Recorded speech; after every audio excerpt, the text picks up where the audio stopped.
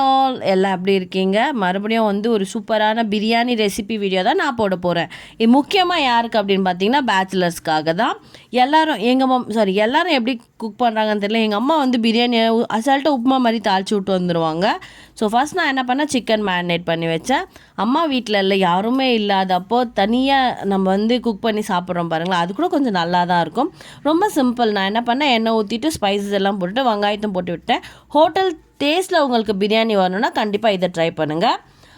இந்த ஆனியனை நல்லா ப்ரௌனிஷாக வதக்கினதுக்கு அப்புறமா 1 இல்லை 2 கரண்டி அளவுக்கு தயிர் அதில் ஊற்றி விட்டுருங்க. ஊற்றிட்டிங்கன்னா அது எண்ணெயோடு நல்லா மர்ஜ் ஆயிரும்.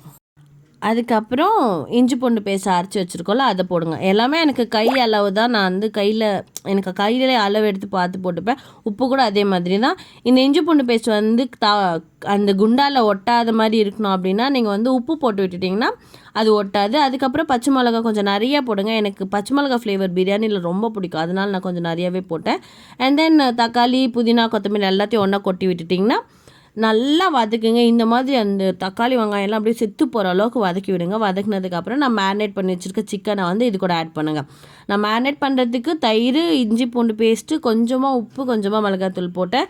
ஏன்னா வந்து சிக்கன் அப்போ தான் டேஸ்ட்டாக இருக்கும், நம்ம பிரியாணி சாப்பிட்றப்ப சல்லுன்னு இருக்காமல். அதுக்கப்புறம் வெறும் மிளகாத்தூள் ஒரு ஸ்பூன் அளவுக்கு போடுங்க. நான் இப்படி கொட்டி விட்டுருவேன். எனக்கு கண் அளவு தான், பார்த்தாலே இது ஓகேன்ற மாதிரி தெரிஞ்சிடும். Most of the times bachelors ரூமில் வந்து பிரியாணி சொதப்பிடுவாங்க சில பேர். ஸோ வந்து அந்த மாதிரி ஆகாமல் இருக்கிறதுக்காக தான் வந்து நான் இந்த வீடியோவே அப்லோட் பண்ணுறேன்.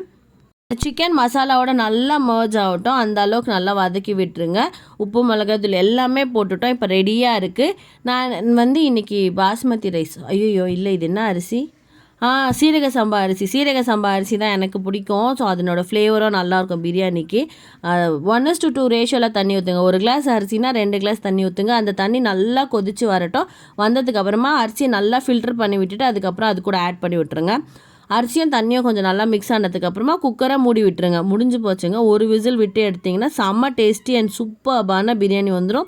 பிரியாணி உங்களுக்கு கண்டிப்பாக சொதப்பாது. சாப்பிட்டிங்கன்னா அடடா நம்மளாம் இந்த பிரியாணி செஞ்சோம் அப்படின்ற அளவுக்கு வந்து ஒரு பெருமை அடைஞ்சிருவீங்க. அந்த மாதிரி பிரியாணியாக இருக்கும். நெக்ஸ்ட்டு நான் வந்து கூடவே கொழுப்பெடுத்து போய் சிக்கன் பக்கோடாவும் போடலான்டா, இன்றைக்கி எல்லாத்தையும் செஞ்சு சாப்பிட்றேன்டா தனியாக உட்காந்து அப்படின்னு சொல்லிட்டு அதையும் போட்டேன். அதாவது பச்சை சட்னி, தயிர் பச்சடி, முட்டை, சிக்கன் பக்கோடா இவ்வளோத்தையும் சாப்பிட்டேங்க. வீடியோ பிடிச்சிருந்தா லைக் பண்ணுங்கள், சேனலை சப்ஸ்கிரைப் பண்ணுங்கள்.